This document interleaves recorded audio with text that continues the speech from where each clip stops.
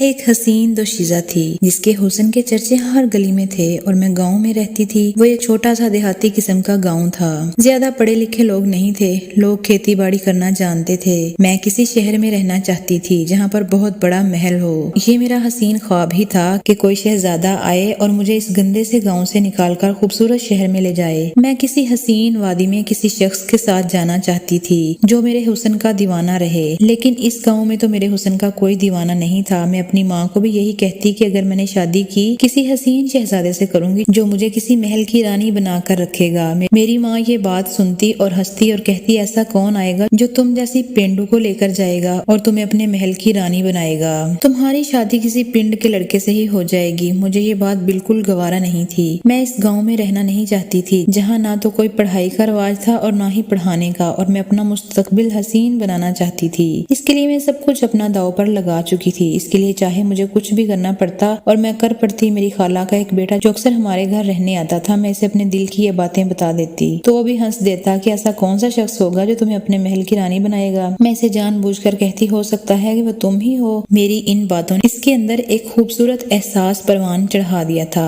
خوبصورتی میں وہ مجھ سے کم تر تھا، لیکن شاید وہ اندر ہی اندر مجھ پر مرتا تھا۔ لیکن جب میں اسے اپنی خواہشات کا بتاتی تو وہ مجھے کچھ نہ کہہ پاتا اور کہتا کوئی شہزادہ ہی ہوگا جو کسی شہر میں رہتا ہوگا اور تمہیں لے جائے گا اور تمہیں اپنے محلوں کی رانی بنا کر رکھے گا۔ میں تمہیں وہ مقام نہیں دے سکتا کیونکہ میں تو خود ایک گاؤں میں رہتا ہوں۔ مجھے اس کی باتیں بہت بھلی معلوم ہوتی۔ ایک دن میں خالہ کے گھر گئی اور کچھ دن گزارنے کے بعد خالہ مجھے بازار لے گئیں کہ چلو تمہیں شاپنگ کرا دوں، تو میں بھی خالہ کے ساتھ بازار روانہ ہو گئی۔ وہاں پر میں نے ایک شخص دیکھا جو بالکل مجھے میرے خوابوں کا شہزادہ لگتا تھا کہ یہی وہ شخص ہے جو مجھے اپنے محلوں کی رانی بنا کر رکھے گا، اور وہ شخص بھی مجھے دیکھ رہا تھا۔ بہت تیز ہوا چل رہی تھی، میں نے نقاب اوڑے ہوا تھا اور میرے سر سے دوپٹہ سرک گیا اور میرے لمبے سیاہ بال ہوا میں اڑنے لگے۔ وہ شخص کی جب نظر مجھ پر پڑی تو وہ جہاں کھڑا تھا وہیں کھڑا ہی رہ گیا اور مجھے دیکھتے ہی مجھ پر فدا ہو گیا۔ میں بھی اس کی نظروں کا تعاقب کر رہی تھی کہ وہ مجھ پر نظریں گاڑے ہوئے ہے۔ مجھے شاید ایسے ہی انسان کی تلاش تھی اور دیکھتے ہی دیکھتے وہ میرے قریب آ گیا۔ میں خالہ کی پرواہ نہ کرتے ہوئے بھی اس کے قریب چلی گئی۔ خالہ میرے کپڑے دیکھنے میں مصروف تھی اور میں موقع پا کر اس شخص کو دیکھنے چلی گئی جس کی پہلی نگاہ نے مجھے دیوانہ بنا دیا تھا۔ میں جانتی تھی یہی وہ شخص ہے جو مجھے گاؤں سے نکال کر ایک خوبصورت محل میں جا کر اپنی پناہ میں رکھے گا، جہاں پر بہت زیادہ نوکر چاکر ہوں گے۔ ایک بہت ہی بڑا محل ہوگا جہاں پر میں اس شخص کے ساتھ زندگی گزاروں گی۔ میں زندگی کے ہر حسین پل اس انسان کو سونپ دوں گی۔ اگر یہ شخص میرا ہو جائے تو میں اس کے پاس گئی اور اس سے پوچھا کہ کیا تم مجھ سے شادی کرو گے؟ اس نے کہا